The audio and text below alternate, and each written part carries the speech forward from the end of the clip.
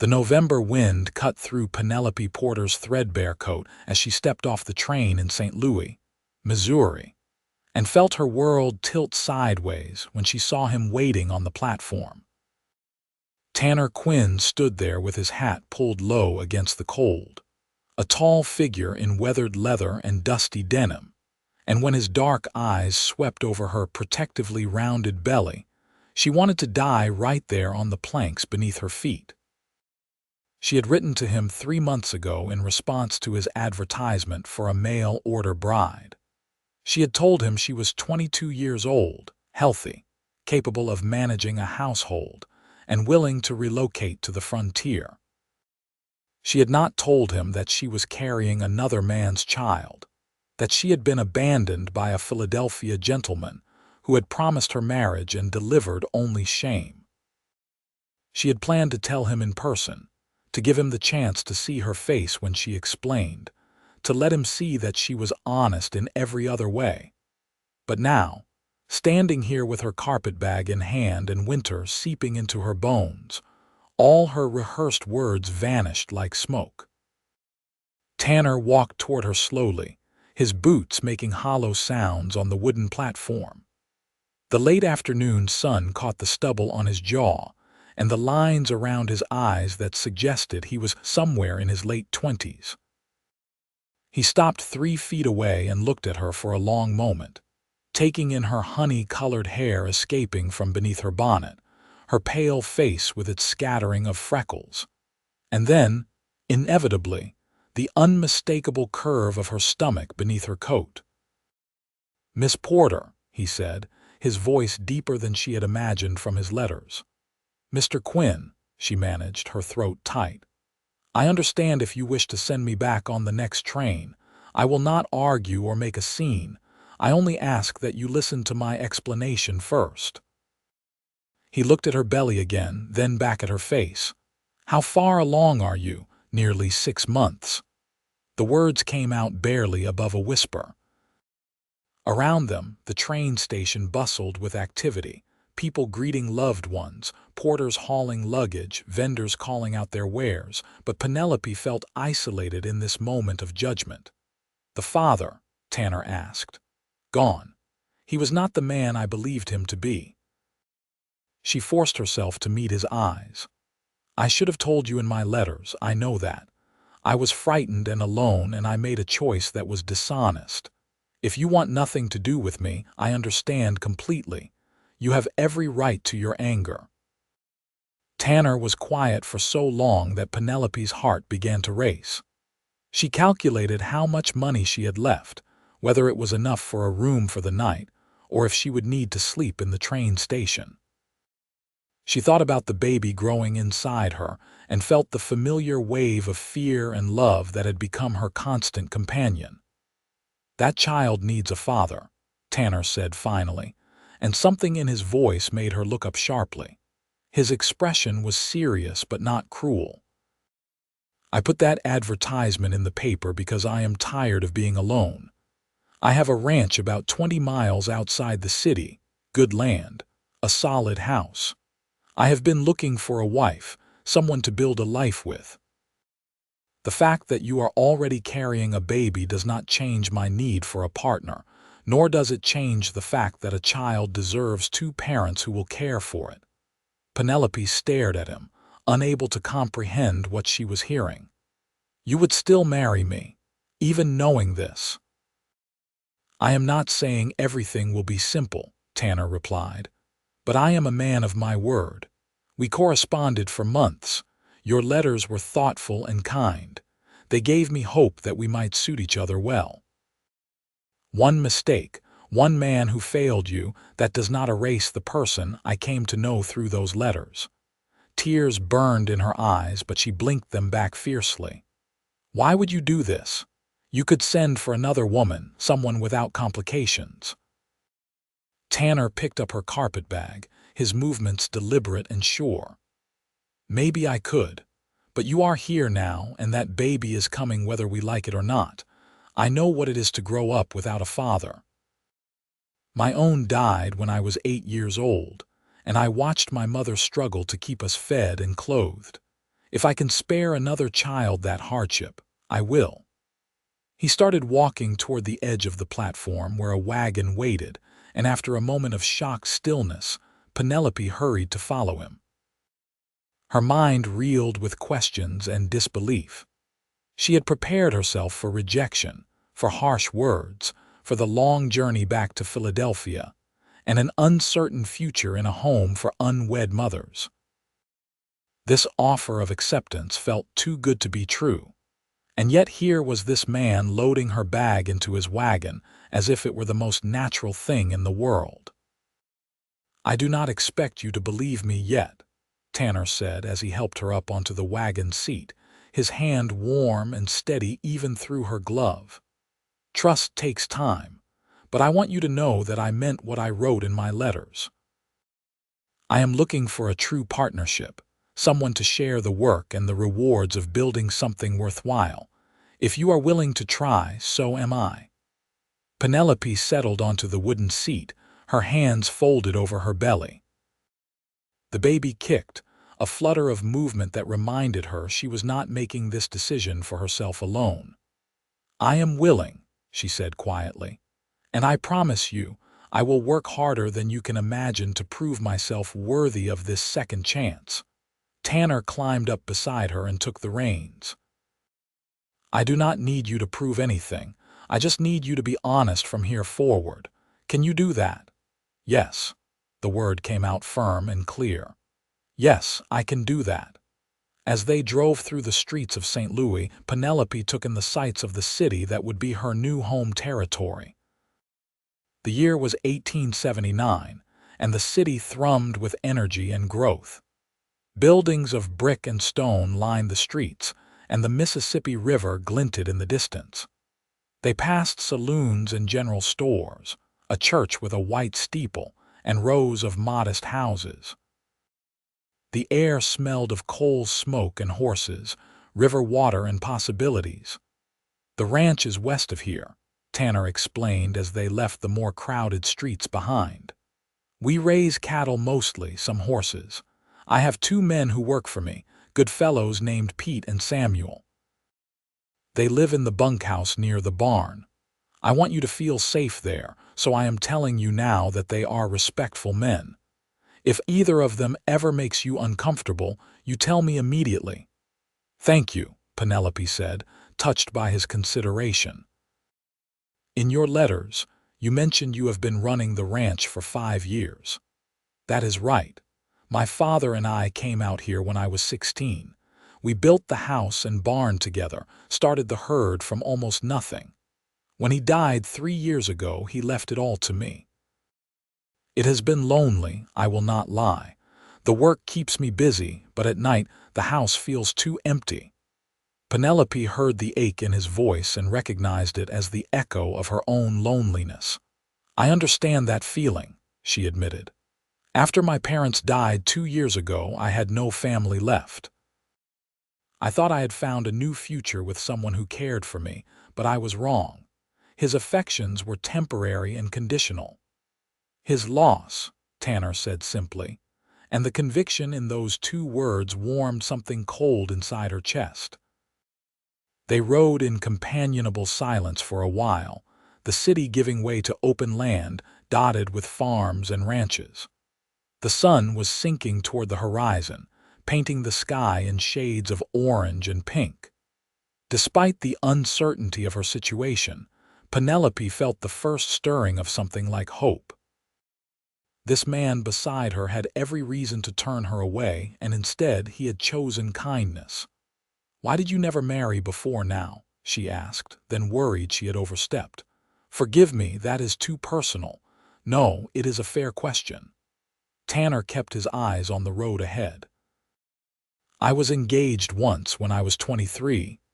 Her name was Clara, but she did not want the ranch life in the end. She returned to Boston, where she came from, married a banker. After that, I focused on the work. Then I woke up one morning and realized I was 28 years old and eating supper alone every night. That was when I decided to place the advertisement." "How old are you now?" Penelope asked. 29. Turned that age last month." He glanced at her. "You said in your letter you are 22. Yes, I will be 23 in April." The wagon jostled over a rough patch of road and Tanner slowed the horses. "Are you feeling well? The journey must have been hard on you." "I am tired," Penelope admitted, "but I will be fine." The baby seems to prefer movement actually. On the train, the rocking put me right to sleep. A smile tugged at the corner of Tanner's mouth, the first she had seen from him. "Good. You will get plenty of movement on a ranch." As the sun dipped lower, they turned onto a narrow road marked by a wooden sign that read Quinn Ranch. The road wound through a stretch of grassland, and then the ranch came into view. The house was a sturdy two-story structure built of logs and stone, with a wide porch across the front.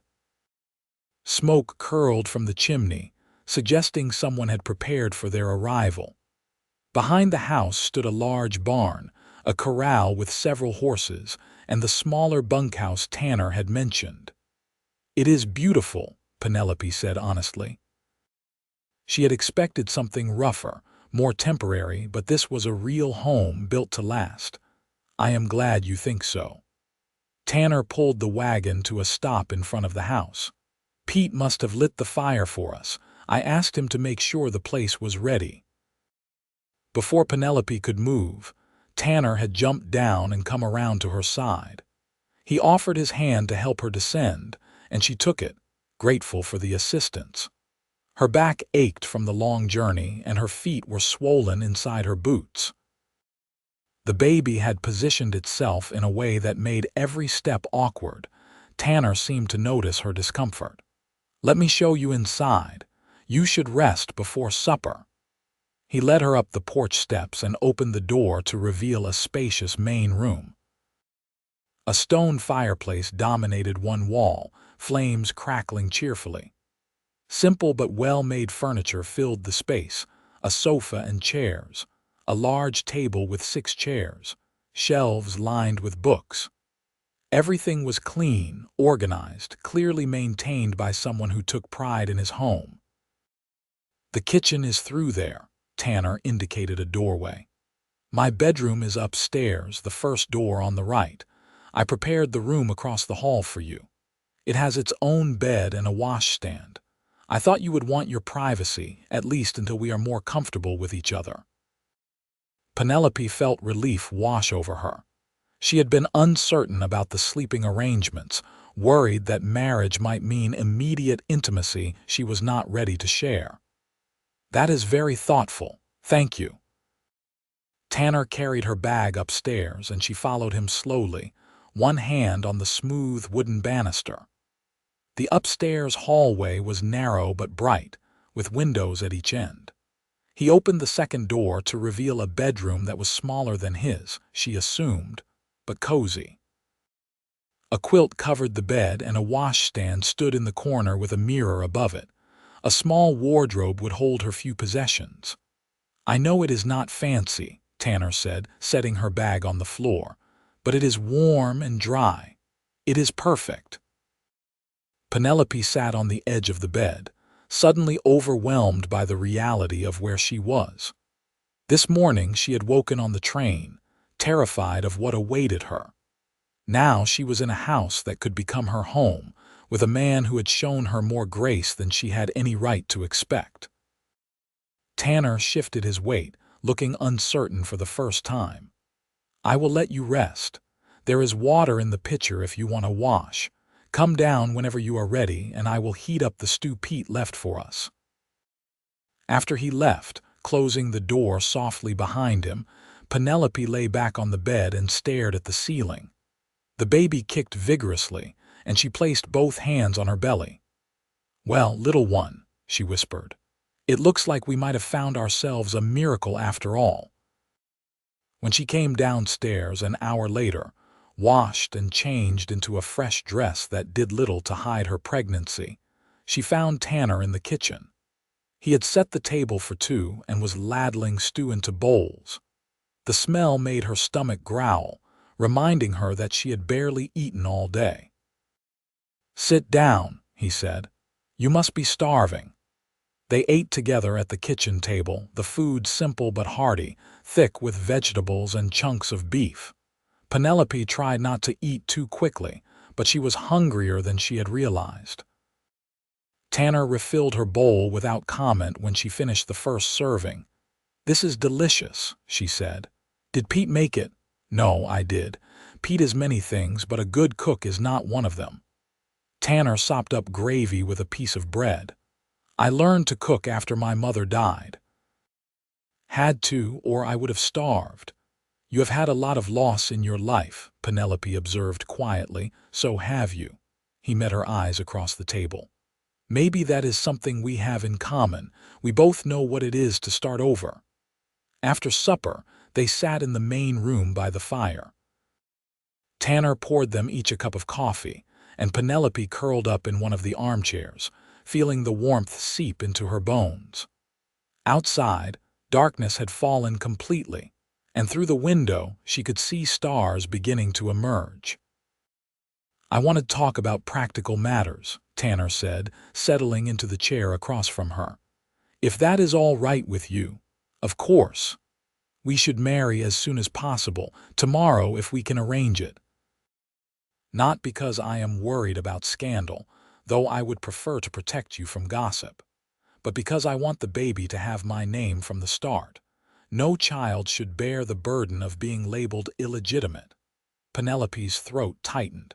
"You would truly claim the baby as your own?" "If you will allow me to, I will be there when the child is born. I will raise it as if it were my blood.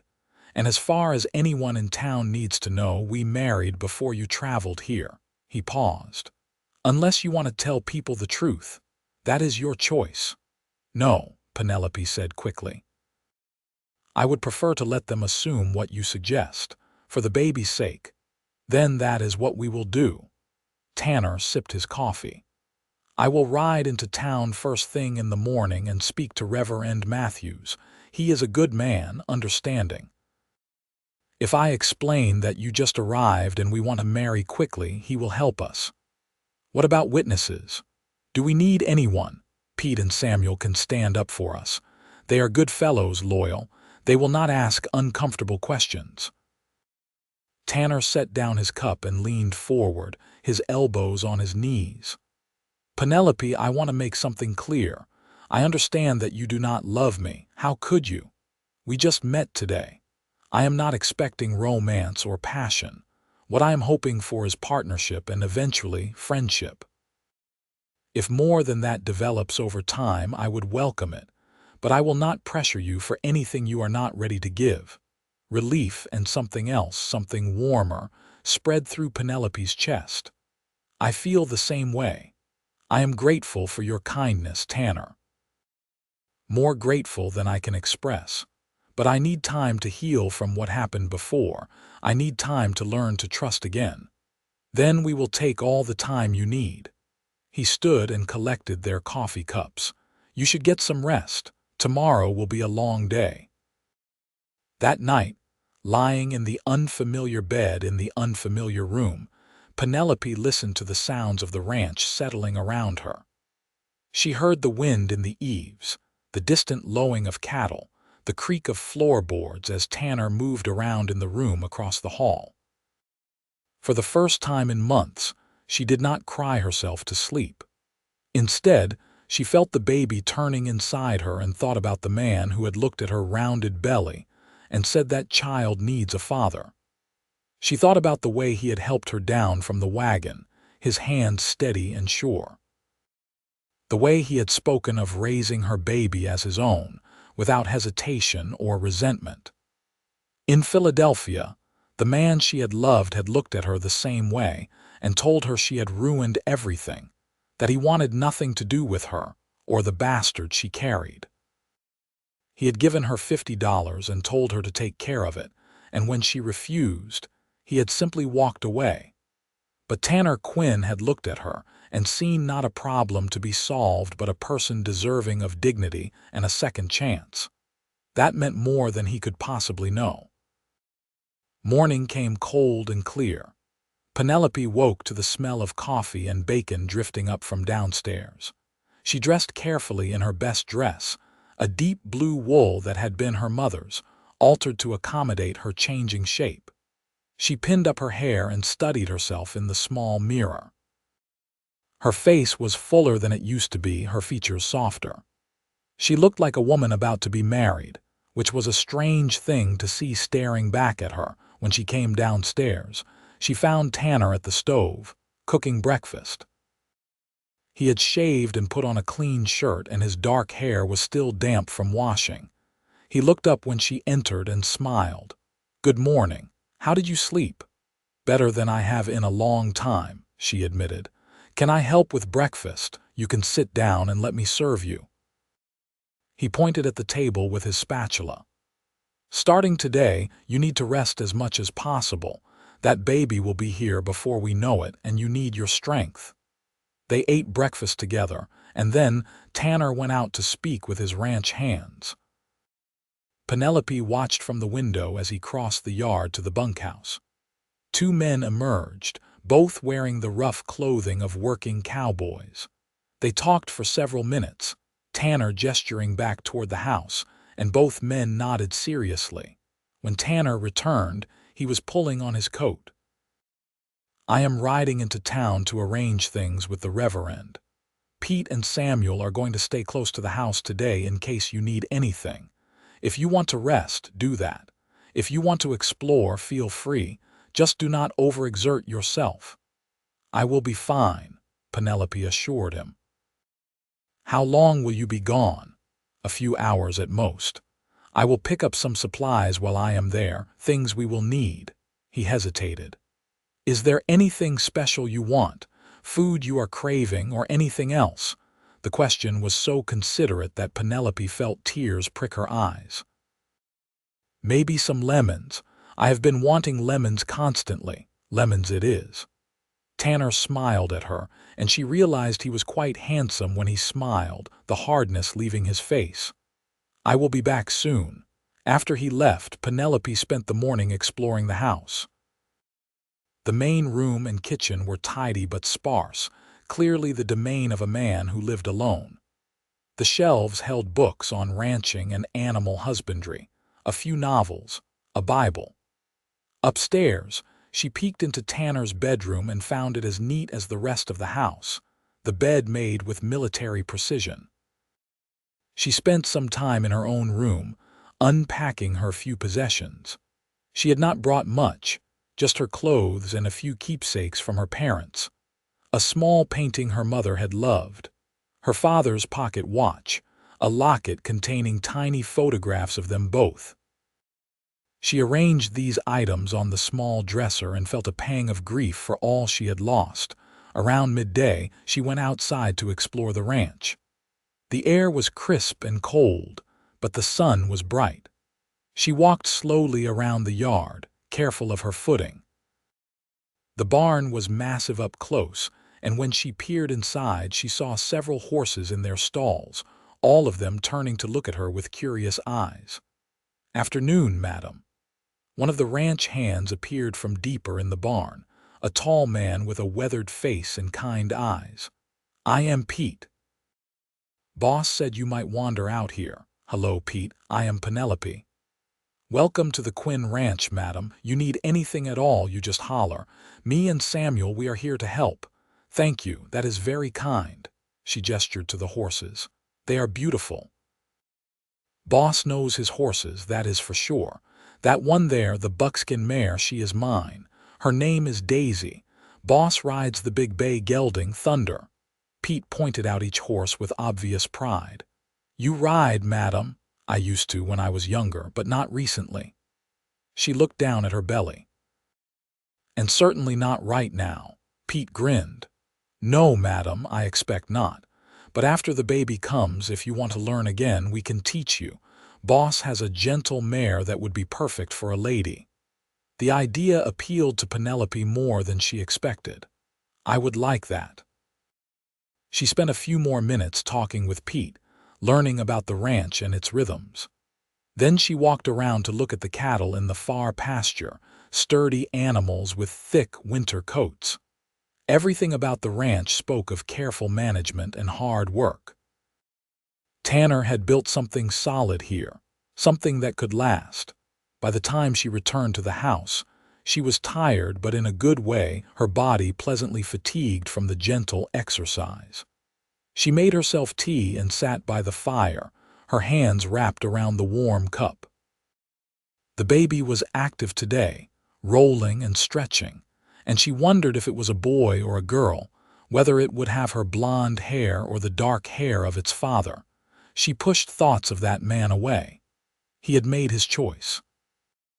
Now she had to focus on the future, on this new life that was being offered to her. Tanner returned in the late afternoon, his horse loaded with supplies. Penelope heard the wagon pull up and went to the door to greet him. He climbed down with a smile and held up a small crate. "I found your lemons." That evening, after they had unloaded the supplies and put everything away, Tanner told her that Reverend Matthews would marry them the following afternoon at the church. He was very understanding, Tanner said. "I explained that you had just arrived and we wanted to make everything official right away. He did not ask any difficult questions." "Thank you," Penelope said, "for protecting me from those questions. You are going to be my wife. Protecting you is part of the agreement." The next day passed in a blur of nervous preparation. Penelope washed her hair and pressed her best dress, a dark green silk that had been saved for special occasions. She had not imagined wearing it to her wedding, but life had a way of surprising a person. Tanner disappeared for most of the day, handling ranch business and, she suspected, giving her space to prepare. When the time came to leave for town, Tanner brought the wagon around and helped her up. He wore a black suit that looked like it had been pulled from the back of a wardrobe and brushed clean. His hair was combed, and he had shaved again. He looked nervous, which somehow made Penelope feel better. At least she was not the only one feeling uncertain. The drive into St. Louis took about an hour. They arrived at the church just as the afternoon light was beginning to slant through the windows. Reverend Matthews met them at the door, a middle-aged man with a gentle face and wise eyes. Pete and Samuel were already waiting inside, both cleaned up and wearing their best clothes. The ceremony was simple and quick. Penelope stood beside Tanner at the front of the small church and repeated the words the Reverend spoke. She promised to honor and cherish, to remain faithful in good times and bad. When it came time for Tanner to place the ring on her finger, she was surprised to see that he had a ring ready, a simple gold band that fit her perfectly. "I borrowed it from Pete's mother," Tanner whispered. "She offered when I told her what we needed." Then the Reverend pronounced them husband and wife, and Tanner turned to her. He hesitated for just a moment before he leaned down and pressed a chaste kiss to her cheek. "Hello, Mrs. Quinn," he murmured. "Hello, Mr. Quinn," she replied, and meant it. Pete and Samuel clapped them on the back and offered their congratulations. Reverend Matthews shook their hands and told them he hoped to see them at Sunday services. And just like that, Penelope was married. She was no longer Penelope Porter, adrift and alone. She was Penelope Quinn, wife of a rancher, mother-to-be. On the way back to the ranch, Tanner drove with one hand and held hers with the other. It was a simple gesture, but it made her feel anchored, connected to someone in a way she had not felt since her parents died. "Are you all right?" he asked. "Yes. Surprisingly, I think I am." "Good, because I want you to know that I am going to do everything I can to make this work. To make you happy here." "I believe you," Penelope said, and realized with some surprise that it was true. The days that followed took on a rhythm that was both strange and comforting. Penelope woke each morning to the sound of Tanner moving around downstairs, preparing breakfast. She would dress and join him, and they would eat together, talking about the day ahead. Then Tanner would head out to work on the ranch, and Penelope would spend her day managing the house. She threw herself into making the house a home. She cleaned and organized, rearranged the furniture to make the space more welcoming. She discovered that Tanner had a vegetable garden behind the house, mostly dormant now in the winter, but she made plans for spring planting. She spent time with the books on his shelves, reading about ranching and cattle management, wanting to understand the work that consumed his days. In the evenings, they would sit by the fire and talk. They shared stories from their pasts, learning each other slowly. Tanner told her about growing up in Kentucky, about the farm his family had lost, and the journey west that had been both desperate and hopeful. Penelope told him about Philadelphia, about her parents and the life she had lost when they died in a carriage accident. She did not talk much about the man who had fathered her child. Tanner did not push, but one evening, about 2 weeks after their wedding, he asked, "Do you want to tell me about him? About what happened?" Penelope stared into the fire, one hand resting on her belly. The baby was quieter tonight, apparently sleeping. His name was Gregory. He was a lawyer, very educated and charming. After my parents died, I was living with my aunt, working as a seamstress. He came into the shop where I worked, and he was so kind to me. He courted me properly for months, took me to dinners and the theater. He said he was going to marry me. She paused, swallowing hard. When I told him I was pregnant, he changed completely. He said I had trapped him, that I was trying to force his hand. He gave me money and told me to take care of it. When I refused, he told me to leave Philadelphia and never contact him again. He said if I caused trouble for him, he would make sure everyone knew I was a woman of loose morals who had tried to entrap a respectable man. Tanner's jaw tightened. He sounds like a coward and a liar. He was both. Penelope looked at her husband. But he also taught me something valuable. He taught me that words are meaningless without action to back them up. He said everything I wanted to hear, but when the moment came to prove himself, he failed completely. "I understand why you need time to trust me," Tanner said quietly. "I would feel the same in your position." "You are proving yourself every day," Penelope said, "in 100 small ways.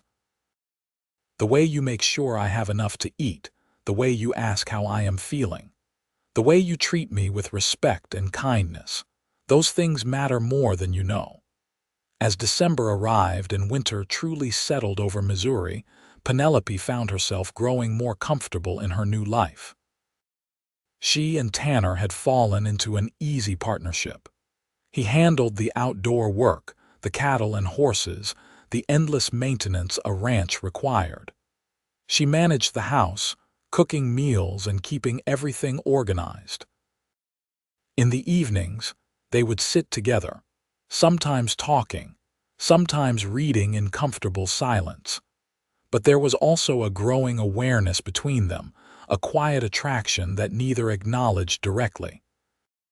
Penelope noticed the way Tanner looked at her sometimes when he thought she was not paying attention. His eyes warm and full of something that looked like affection.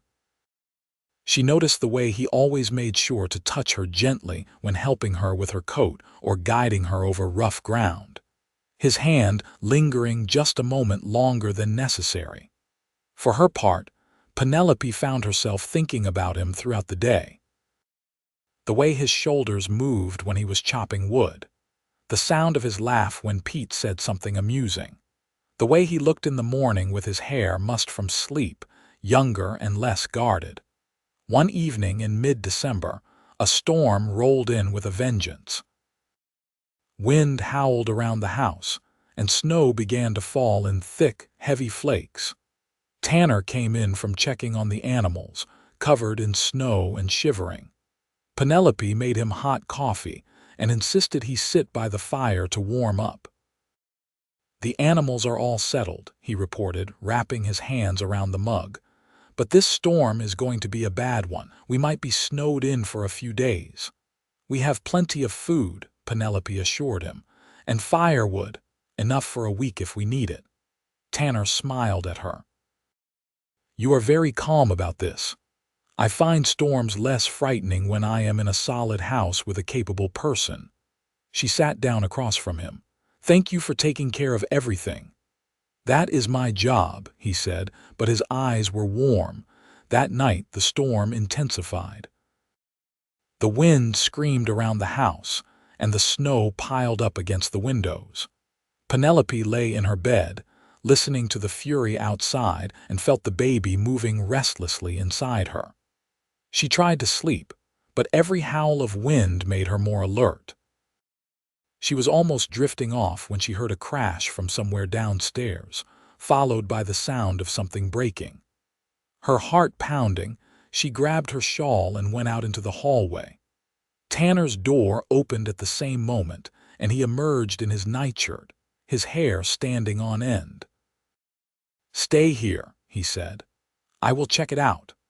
But Penelope followed him down the stairs, too nervous to wait alone. They found that one of the windows in the main room had blown open, and the wind had knocked over a small table, shattering the lamp that had been sitting on it. Snow was already blowing into the room. Tanner quickly crossed to the window and fought to close it against the wind. Penelope helped, both of them pushing until they managed to get it latched. Then they stood there, breathing hard, snow melting in their hair. "Are you all right?" Tanner asked, turning to her. "Yes, just startled." Penelope looked down at the broken lamp. "I am sorry, I should have checked that window earlier. This is not your fault. The wind is incredibly strong." He touched her arm. "You are shaking. Come on, let us clean this up and get you back to bed." They worked together to sweep up the broken glass and mop up the water from the melted snow. By the time they finished, Penelope's feet were cold and she could not stop shivering. Tanner noticed immediately. "You need to warm up. Sit by the fire." He guided her to the sofa and wrapped a blanket around her shoulders. Then he stoked the fire until it blazed hot and bright. "I am fine," Penelope protested, but her teeth were chattering. "You are not fine. You are freezing and you are pregnant. That is a dangerous combination." Tanner sat beside her, close enough that she could feel the warmth of his body. "Just sit here until you stop shaking." They sat together in the firelight, the storm raging outside. Gradually, Penelope's shivers subsided, and she began to relax. She was very aware of Tanner beside her, his presence solid and reassuring. Without thinking, she leaned against his shoulder, too tired to maintain her careful distance. Tanner went still for a moment, then carefully put his arm around her. "Is this all right?" "Yes," she whispered. They stayed like that until the fire burned low and Penelope's eyes grew heavy. She felt Tanner's chest rising and falling with his breath, heard the steady beat of his heart. She felt safe in a way she had almost forgotten was possible. "You should go back to bed," Tanner said softly. "You need your rest." But when Penelope tried to stand, a sharp pain shot through her back, making her gasp. She sat back down heavily, one hand pressed to her lower back. "What is wrong?" Tanner asked, alarm clear in his voice. "Just my back. It has been aching all day, but that was sharper than usual." She took a deep breath, willing the pain to subside. "The baby is getting bigger and it puts strain on my spine. What can I do? How can I help? I do not know. It usually eases if I lie down, but right now, I am not sure I can make it up the stairs." Tanner stood and, without asking permission, scooped her up in his arms. Penelope gasped in surprise, but he just held her firmly and headed for the stairs. "Tell me if this makes the pain worse," he said. "No, actually, this is better." She wrapped her arms around his neck, marveling at his strength. He carried her as if she weighed nothing, even with the extra weight of pregnancy. He carried her to her room and laid her gently on the bed.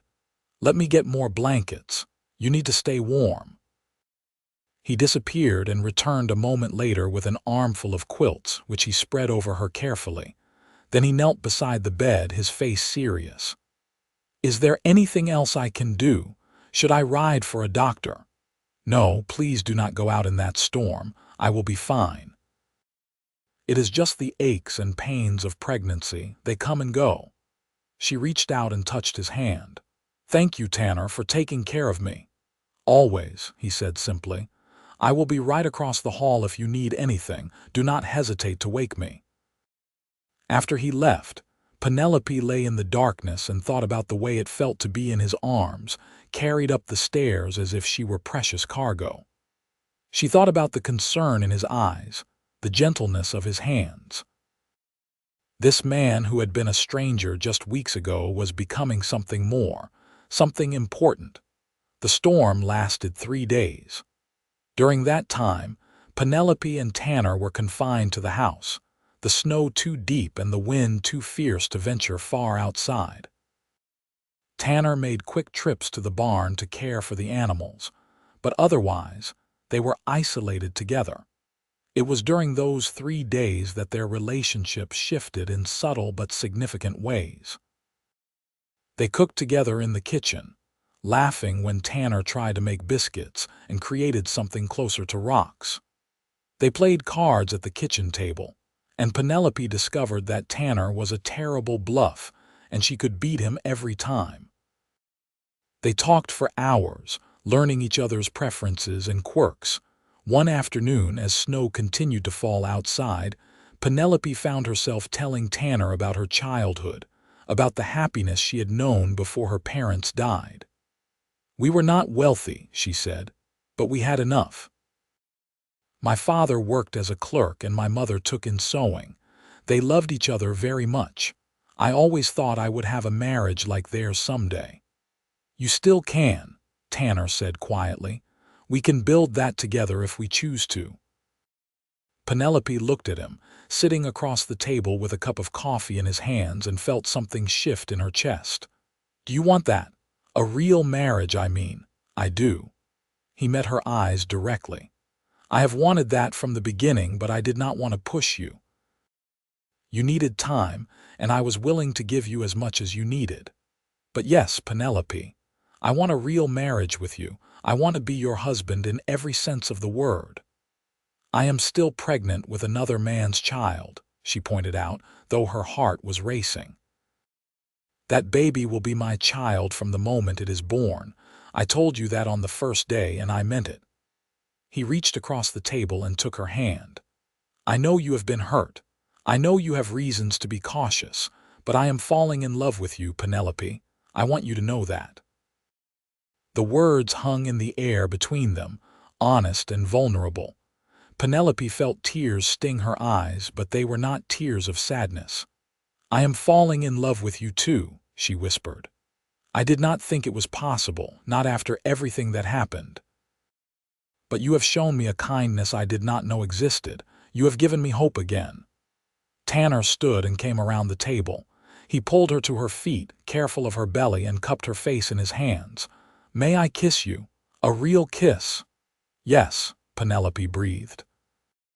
He kissed her softly at first, a gentle press of lips that made her feel cherished. Then the kiss deepened, and Penelope wrapped her arms around his neck, pressing as close to him as her pregnant belly allowed. When they finally pulled apart, both were breathing hard.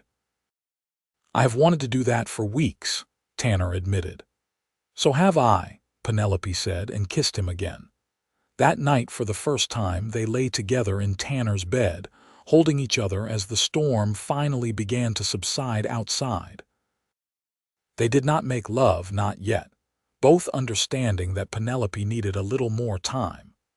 But they talked late into the night, making plans and sharing dreams, and when Penelope finally fell asleep in his arms, she felt truly at peace.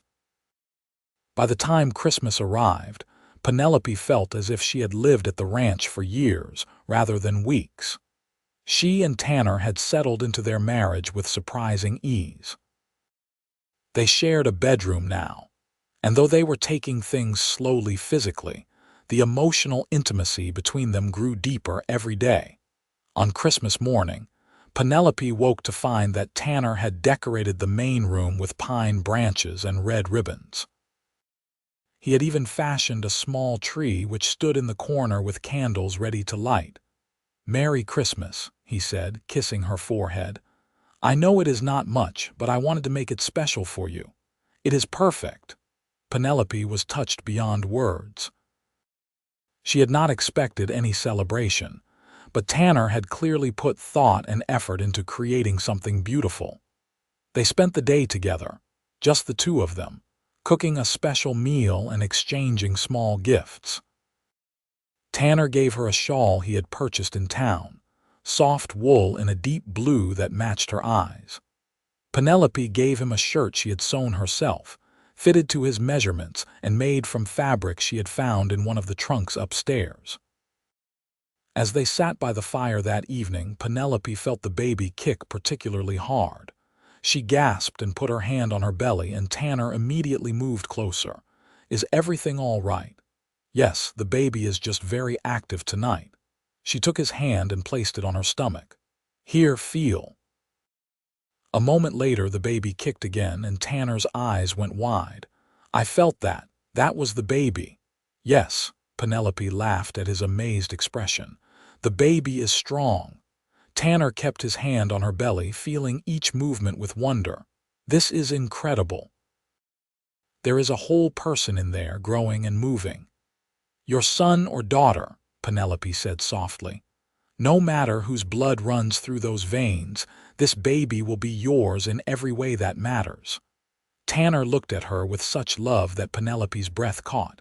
"Thank you," he said, "for letting me be part of this, for giving me a family." "You gave me one first," she replied, and kissed him. January brought bitterly cold weather and the reality that the baby would arrive soon.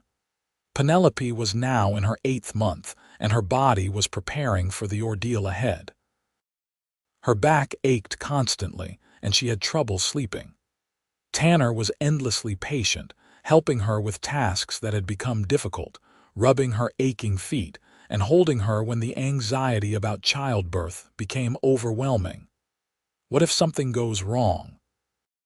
she asked one night, lying in bed beside him. "What if I am not strong enough?" "You are stronger than you know," Tanner assured her. "And you will not be alone. I have already spoken to Doc Henderson in town. He will come when your time arrives. And Pete's sister, Mary, she has agreed to help as well. She has delivered dozens of babies." "You arranged all of that."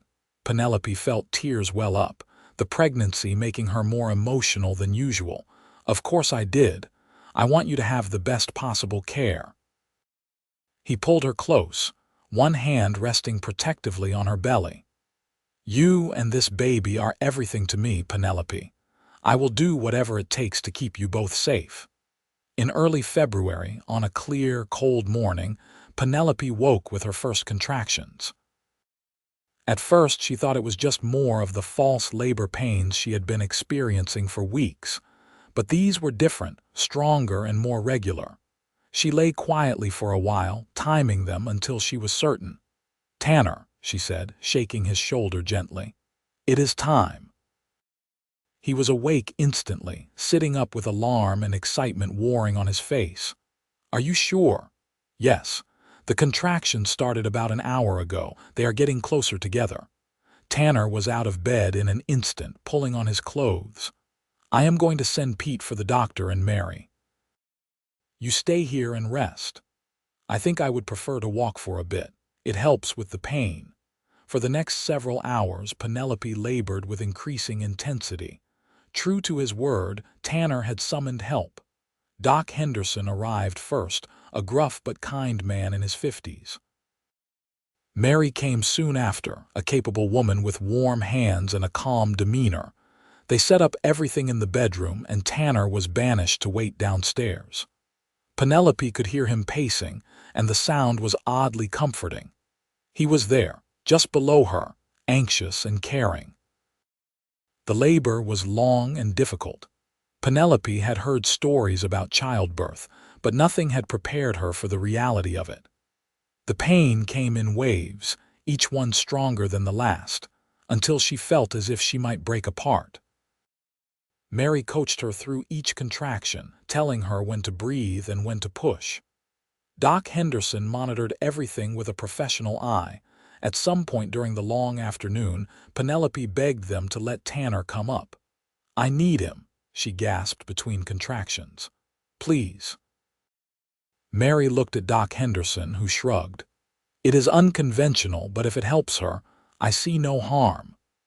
Tanner came into the room, his face pale but determined. He took Penelope's hand and let her squeeze it with crushing force through each contraction. He wiped her forehead with a cool cloth and whispered encouragement. "You are doing so well," he told her. "So brave and strong. Just a little longer, love. Just a little longer." As the sun began to set, painting the room in shades of orange and pink, Penelope felt the overwhelming urge to push. Mary examined her and nodded. "It is time. On the next contraction, push as hard as you can." Penelope bore down with all her strength, Tanner's hand gripping hers. Once, twice, 3 times she pushed, each effort taking everything she had. And then, suddenly, there was a release of pressure and the thin, wailing cry of a newborn baby. "It is a boy," Doc Henderson announced, holding up a small, red, squalling infant. "A healthy boy." Penelope collapsed back against the pillows, exhausted beyond measure. Tanner was crying, she realized, tears streaming down his face as he looked at the baby. Mary quickly cleaned the infant and wrapped him in a soft blanket, then placed him in Penelope's arms. "Hello, little one," Penelope whispered, looking down at the tiny face. The baby had stopped crying and was looking up at her with dark, unfocused eyes. He had a shock of dark hair and tiny, perfect fingers that curled around hers when she touched his hand. Tanner leaned over them both, his arm around Penelope's shoulders. "He is beautiful," he said, his voice thick with emotion. "Absolutely perfect." "What should we name him?" Penelope asked, looking up at her husband. "I think you should choose," Tanner said. "You did all the hard work." Penelope looked back at the baby, thinking about fresh starts and new beginnings. "What about Thomas? Thomas Quinn?" "Thomas," Tanner repeated, testing the name. "I like it. Thomas Quinn, welcome to the world, son." Over the next few weeks, Penelope recovered from the birth while learning to care for a newborn. It was exhausting work, but Tanner was there every step of the way. He changed diapers and walked the floor with Thomas when he cried in the night. He held the baby so Penelope could rest, and he looked at both of them with such obvious love that Penelope fell more deeply in love with him each day. One night, about a month after Thomas's birth, Penelope woke to find Tanner sitting in the rocking chair by the window, holding the sleeping baby. The moonlight streamed through the window, illuminating them both. "You should be sleeping," she said softly. Tanner looked over at her and smiled. "I could not sleep. I kept thinking about how lucky I am. A few months ago, I was alone in this house, eating supper by myself and wondering if I would spend my whole life that way. Now I have a wife I love and a son. It feels like a dream." Penelope got out of bed and went to him. She settled on the arm of the rocking chair, and Tanner wrapped his free arm around her waist. Together they looked down at Thomas, who was sleeping peacefully, his tiny mouth moving as he dreamed. "I am the lucky one," Penelope said. "You saved me, Tanner. You saved us both. You looked at me on that train platform, pregnant and ashamed, and you chose kindness. You chose to see past my mistakes and give me a second chance. I will spend the rest of my life being grateful for that." "You do not have to be grateful," Tanner said. "You just have to love me, and you already do that." "I do love you," Penelope agreed. "More than I thought possible." Tanner tilted his head back and kissed her, a sweet, lingering kiss that promised everything. When they finally pulled apart, Thomas stirred in his arms, making a small sound of protest. "I think someone is hungry," Tanner said with a laugh, As spring arrived and the land began to green, life at the Quinn Ranch took on a new vibrancy. Thomas grew quickly, becoming more alert and interactive each day. He had his mother's smile and a temperament that was generally easy, though he could certainly make his displeasure known when he was hungry or tired. Penelope threw herself into the work of the ranch with new energy. She planted the vegetable garden, filled with hope for the harvest to come. She learned to help with some of the easier ranch tasks, feeding the chickens and collecting eggs, helping to mend fences. Tanner taught her to ride again, setting her up on the gentle mare he had promised, and they took rides together on sunny afternoons with Thomas bundled in a sling against her chest. Pete and Samuel had become like family, showing up for dinner several times a week and clearly delighted with the baby. Pete's mother, a widow who lived in town, began visiting regularly as well, bringing baked goods and advice that Penelope found genuinely helpful. One warm afternoon in April, Penelope was working in the garden when she heard the sound of a wagon approaching. She stood, shading her eyes against the sun, and saw an unfamiliar buggy coming up the drive. Tanner emerged from the barn, and together they waited as the buggy pulled to a stop. A woman climbed down, elegant in a traveling suit and hat. She was perhaps 30 with dark hair and sharp, intelligent eyes. Behind her, a man descended, tall and well-dressed. "Can we help you?" Tanner asked, his voice polite but wary. "I am looking for Penelope Porter," the woman said.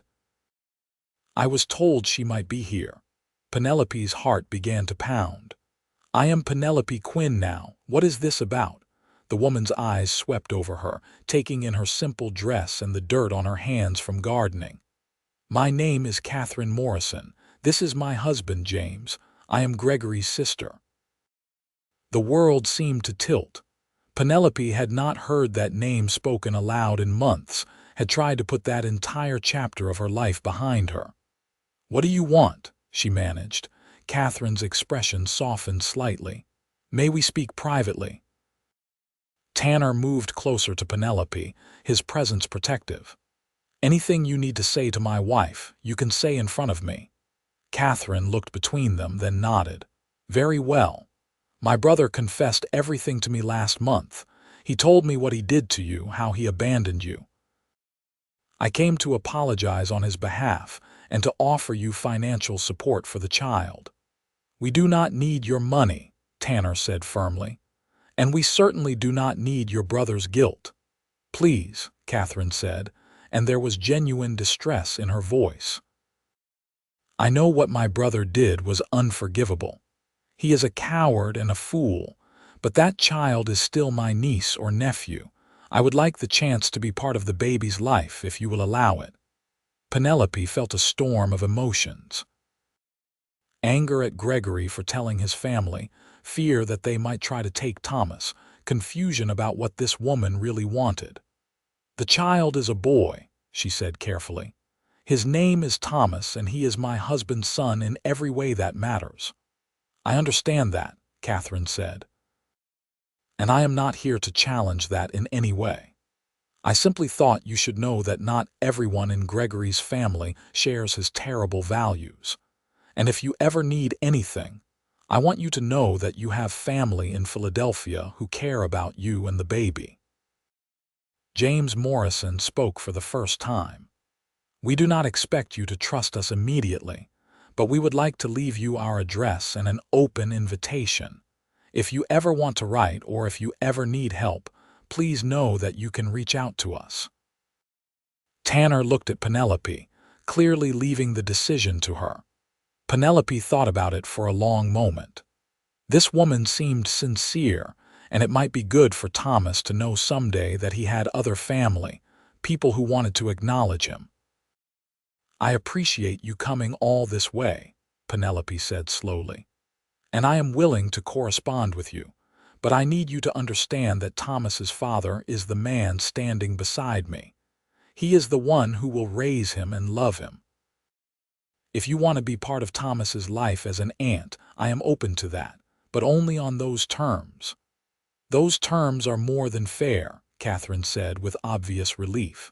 She pulled a card from her bag and handed it to Penelope. "Our address is there. Please write to us when you feel comfortable. And if you would like, we would love to send gifts for Thomas on his birthday and at Christmas." After they left, Penelope stood in the yard, staring at the card in her hand. Tanner put his arm around her shoulders. "Are you all right?" "I think so. That was unexpected." "Do you want to stay in touch with them?" Penelope thought about it. "Maybe. Not right now, but someday. It might be nice for Thomas to know he has family in the East, as long as they understand that you are his father." "I am his father," Tanner agreed, "in every way that counts." That night, as they lay in bed with Thomas sleeping in his cradle beside them, Penelope told Tanner more about her time with Gregory, things she had not shared before. She talked about how he had made her feel cherished at first, then disposable. How his rejection had made her question her own worth. "That was never about you," Tanner said firmly. "That was about him being too weak and selfish to do the right thing, but his loss became my gain, and I will be grateful for that every day of my life." Summer brought long, hot days and hard work. The cattle thrived, and Tanner was able to sell several head for a good price. The vegetable garden produced abundantly, and Penelope spent many hours preserving food for the winter to come. Thomas grew and changed, becoming more of a person every day. He learned to laugh, a delightful gurgling sound that made everyone around him smile. He reached for things with increasing coordination, and his eyes, which had been dark at birth, were settling into a warm brown. One evening in July, as they sat on the porch watching the sunset, Penelope realized she had not thought about her old life in Philadelphia for weeks. This was her life now, this ranch and this family. The past no longer had the power to hurt her. "What are you thinking about?" Tanner asked, Thomas dozing on his shoulder. "I am thinking about how happy I am," Penelope said honestly. "I never thought I would feel this way again, safe and loved and hopeful about the future." "I feel the same way." Tanner reached over and took her hand. "You know, when I placed that advertisement for a mail-order bride, I was hoping to find someone I could tolerate living with. Maybe someone I could grow to care for over time.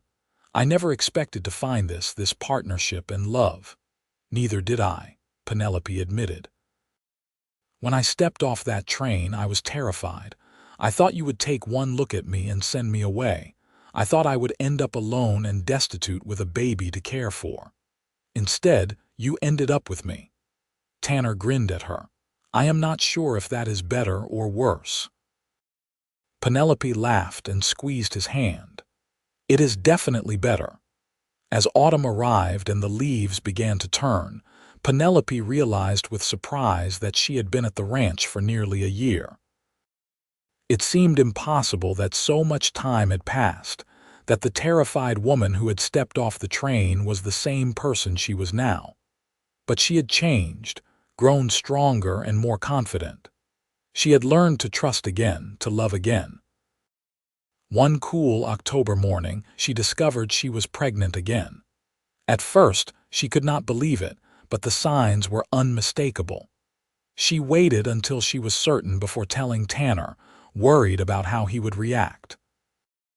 Thomas was still just a baby after all, and another pregnancy so soon would mean more work for both of them. But when she told him that evening after supper, Tanner's face lit up with joy. "Truly, we are going to have another baby. Yes, sometime next spring, I think." Tanner let out a whoop of happiness and scooped her up, spinning her around before carefully setting her down.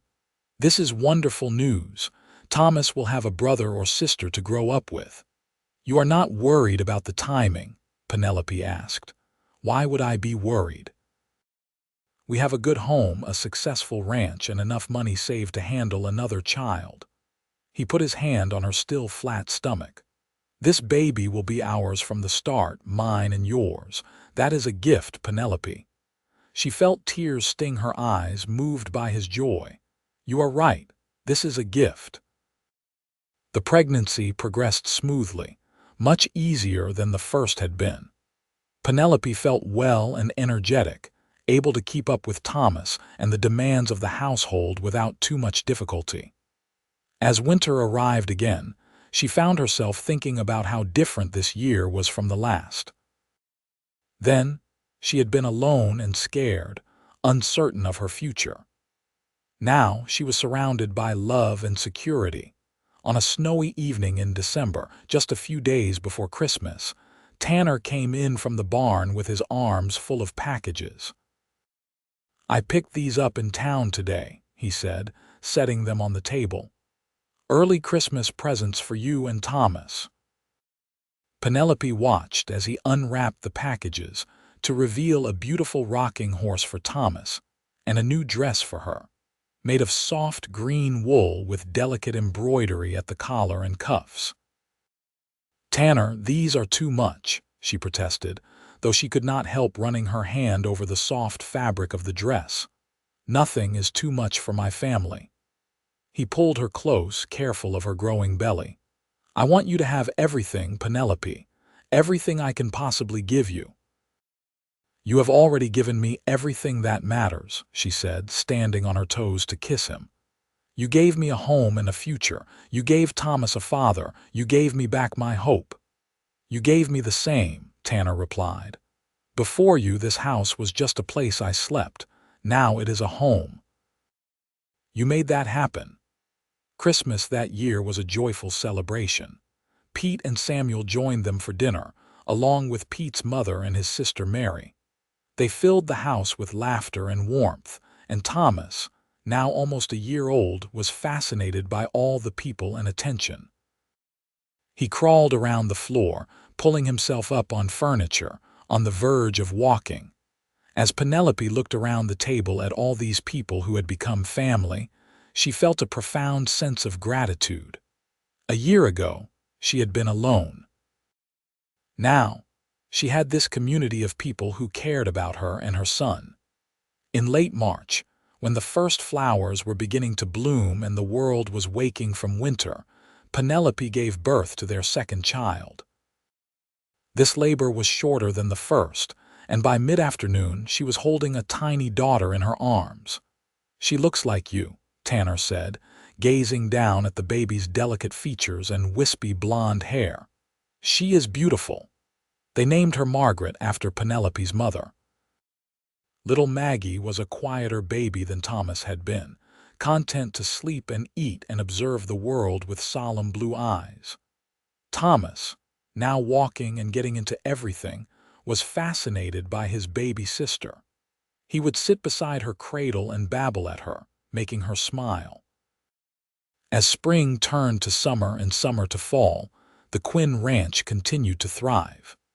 Tanner's hard work and good management paid off, and they were able to make improvements to the property, building a larger barn and adding more cattle to the herd. Penelope's garden flourished, providing more than enough food for their family with plenty to share with Pete and Samuel. One evening in September, as they sat on the porch watching their children play in the yard, Thomas chasing a ball while Maggie sat on a blanket pulling up grass, Penelope reflected on how much had changed in 2 years. "Do you ever think about what your life would have been like if you had sent me back on that train?" she asked Tanner. He was quiet for a moment, considering. "Sometimes, I think I would have been lonelier. I might have sent for another woman eventually, but I do not think I would have found what we have. This connection between us, it is rare. I knew that even on that first day." "How did you know?" Penelope asked curiously. "How did you know I was worth taking a chance on?" "I looked in your eyes and saw courage," Tanner said simply. "You were terrified, but you were there anyway, willing to face whatever came. That takes strength. And I read your letters, remember? I knew your heart before I ever saw your face." Penelope leaned her head on his shoulder. I am so glad you are the man who was waiting on that platform. If it had been someone else, someone cruel or indifferent, I do not know what would have become of us." "It was supposed to be me," Tanner said. "I truly believe that. We were meant to find each other." As the years passed, the Quinn family continued to grow and flourish. Thomas grew into a sturdy, adventurous boy who followed his father around the ranch, eager to learn everything about ranching and animals. Maggie was quieter, more thoughtful, content to help her mother in the garden or sit with a book. When Thomas was 5 and Maggie 3, Penelope gave birth to twin boys, a surprise that left both parents laughing in amazement. They named them Robert and James, and the house suddenly felt very full and very loud. Through it all, the love between Penelope and Tanner only deepened. They worked side by side, managing the ranch and raising their children. They had disagreements, as all couples do, but they always talked through them, respecting each other enough to listen and compromise. On quiet evenings when the children were finally asleep, they would sit together and remember that first meeting on the train platform, how uncertain everything had been. "That child needs a father," Tanner had said, and with those words, he had changed both their lives. When Thomas was 8 years old, Penelope received a letter from Catherine Morrison. She had written occasionally over the years, sending news and gifts, and Penelope had slowly come to trust her. This letter was different, though. Catherine wrote that her brother Gregory had died in an accident, thrown from a horse. Penelope read the letter twice, trying to sort through her feelings. She felt no grief for the man who had abandoned her, but she did feel sadness for the life he had wasted, the son he had never known. She showed the letter to Tanner, who read it carefully before setting it aside. "How do you feel about this?" he asked. "I feel nothing, really. He stopped mattering to me a long time ago." She looked over at Thomas, who was playing with his siblings in the corner. "I wonder sometimes what would have happened if he had married me like he promised. Would I have been happy? Would Thomas have had a good father? We will never know," Tanner said. "But I think things worked out the way they were meant to. Thomas has a good father. He has me." "Yes, he does," Penelope agreed, and meant it with her whole heart. She wrote back to Catherine, thanking her for the news and expressing her condolences. She also sent a photograph of the children, all 4 of them lined up on the porch. Catherine's response came quickly, full of gratitude for the picture and the continued connection. Over the years, the correspondence with Catherine became a valued part of Penelope's life. When Thomas was old enough to understand, she told him the truth about his birth, about the man who had fathered him and the man who had chosen to be his father. Thomas listened carefully, then asked, "So I have 2 fathers?" "You have 1 father," Penelope corrected gently. "The man who raised you and loves you. That is your true father." Thomas nodded, satisfied. "Papa," he said, and that was that. As the children grew, the ranch expanded. Tanner took on more land, hired more hands, and built the Quinn Ranch into one of the most successful operations in the region. But despite their growing prosperity, they remained humble and hardworking, teaching their children the value of honest labor and treating everyone with respect. On their 10th wedding anniversary, Tanner surprised Penelope with a trip into St. Louis, just the 2 of them. Pete and Mary volunteered to watch the children for a few days, and Penelope and Tanner stayed in a hotel and went to the theater and walked along the Mississippi River at sunset. "You remember the first time we drove this route?" Tanner asked as they walked hand in hand. "You were so nervous, and I had no idea what to say to make you feel better." "You said the child needs a father," Penelope reminded him. "Those words changed everything. They changed everything for me, too." Tanner stopped walking and turned to face her. "You gave me a family, Penelope. You turned my house into a home. Every day with you has been a gift. Every day with you has been my second chance, Penelope replied. You saw me at my lowest point and chose to lift me up instead of walking away. I will love you for that until the day I die. They stood there on the riverbank as the sun set, painting the sky in brilliant shades of orange and red, and kissed like newlyweds. Around them, the city bustled with activity, but they only had eyes for each other. The years continued to pass in a blur of growth and change. Thomas grew tall and strong, a natural rancher who could handle cattle and horses with skill beyond his years. Maggie developed a love of learning and announced at age 12 that she wanted to be a teacher. The twins, Robert and James, were inseparable, always getting into mischief together but with hearts of gold. When Thomas was 16, he asked his parents about his birth father for the first time in years. They sat him down and told him everything, holding nothing back. Thomas listened thoughtfully, then said, "Thank you for telling me the truth, but it does not change anything. Papa is my father. He is the one who taught me to ride and rope. He is the one who sat with me when I was sick and scared. Blood does not make a father. Love does." Tanner's eyes filled with tears, and he pulled his son into a fierce embrace. "I am proud to be your father, Thomas. Always have been, always will be." When Penelope turned 40, the children threw her a surprise party. All their friends and neighbors came, filling the house and yard with laughter and celebration. As Penelope looked around at all the people who made up their life, the friends they had made and the community they had built, she felt overwhelmed with joy.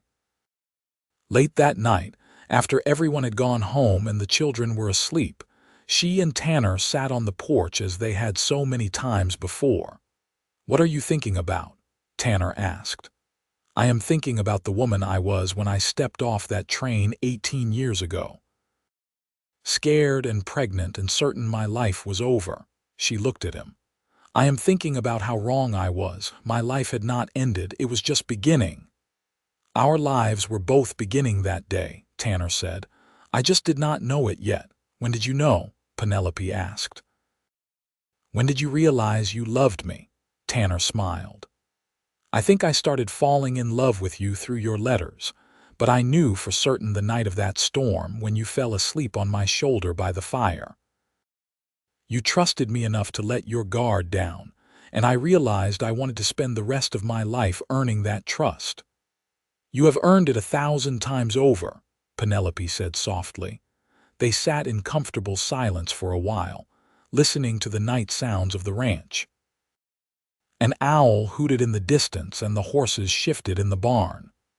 Inside the house, their children slept safely, secure in the love and stability their parents had built.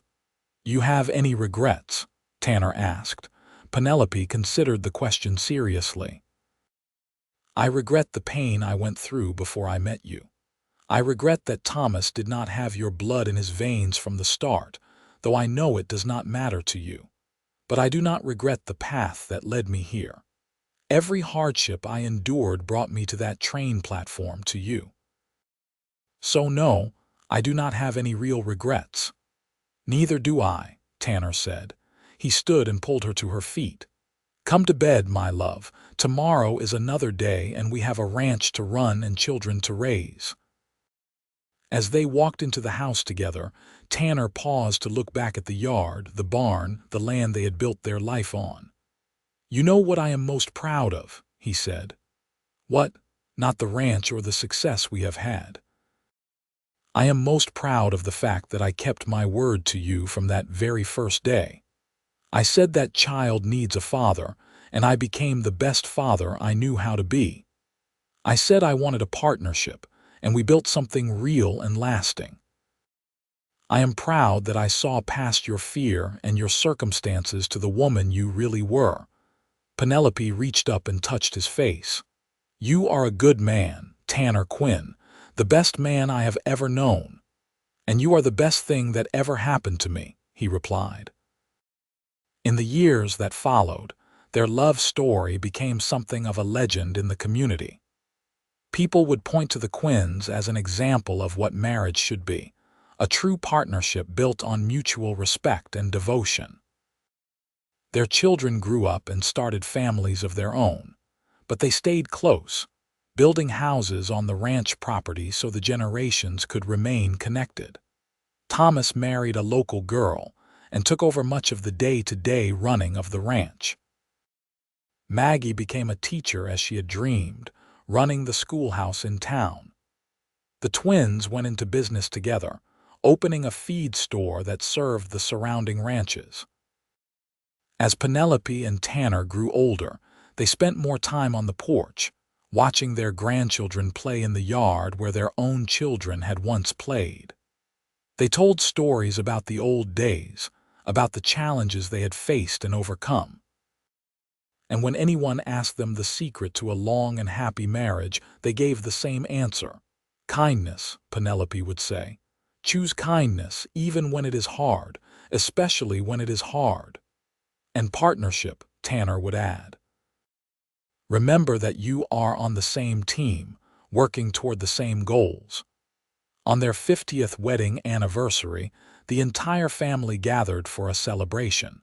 3 generations of Quinns filled the ranch, along with what seemed like half the county. There was music and dancing, food and laughter. Penelope, now 72, danced with Tanner under the stars, his arms still strong enough to hold her close. 50 years, she marveled. Can you believe it has been 50 years since I stepped off that train? Best 50 years of my life, Tanner said. He was 79 now, his hair completely white, his face deeply lined, but his eyes still held the same warmth they had shown her on that first day. I would do it all again in a heartbeat. So would I, Penelope agreed. Every single moment. Thomas approached them, his own children trailing behind him. Papa, Mama, everyone wants to hear the story again. Will you tell it? So they sat in front of the gathering, holding hands, and told the story they had told so many times before. About a pregnant woman stepping off a train, terrified and alone. About a cowboy who looked at her belly and said that child needs a father. About kindness that turned into love and a marriage that lasted a lifetime. I was not supposed to be happy, Penelope said, addressing the crowd. By every rule of society, I was ruined. But your grandfather saw past society's rules to the truth of who I was. He gave me a second chance, and I have spent 50 years being grateful for it. She gave me a second chance too, Tanner added. I was alone and lonely, convinced I would spend my life that way. She brought love and laughter into my house. She gave me a family. We saved each other. As the celebration continued into the night, Penelope looked around at the legacy they had built. Not just the ranch or the prosperity, though those were real, but the family, the love, the tradition of kindness and hard work they had instilled in their children and grandchildren. That was the true measure of their lives together. That night, as they lay in the bed they had shared for 50 years, Penelope said, I want you to know something. If I could go back and change the past, if I could erase the pain and the fear I felt before I met you, I would not do it. Because all of that led me to you, and you were worth every moment of suffering. Tanner pulled her close, his body fitting against hers as it had for half a century. I feel the same way. Every choice I made, every path I took, it all led me to that train platform on that cold November day. And that was exactly where I was supposed to be. They fell asleep holding each other, as they had thousands of times before, secure in the knowledge that they had built something rare and precious. A love story for the ages, born from an act of kindness, and nurtured through decades of partnership and devotion. And if you went to the Quinn Ranch even now, years after both Penelope and Tanner had passed peacefully in their sleep, their children still there, you would feel the love they built together lingering in every corner. It was in the solid house that had sheltered generations, in the land that continued to prosper, in the family that carried their values forward. But most of all, it was in the story they told, passed down from generation to generation. The story of a mail-order bride who stepped off the train pregnant, and the cowboy who said that child needs a father. The story of two people who chose kindness over judgment, who built love from uncertainty, and who proved that sometimes the most broken beginnings can lead to the most beautiful endings. Their love had been tested by hardship and proven true by time. And in the end, that was all that mattered. They had loved each other well, raised their children with devotion, and built a legacy that would endure long after they were gone. It was a life well lived, a love story that needed no embellishment because the truth was beautiful enough on its own. The Quinn Ranch stood as a testament to what two people could build when they chose to see the best in each other, when they led with kindness rather than judgment. And somewhere, in whatever comes after this life, Tanner and Penelope Quinn were surely together still, holding hands and watching over the family they had created from an act of grace on a cold November day in 1879.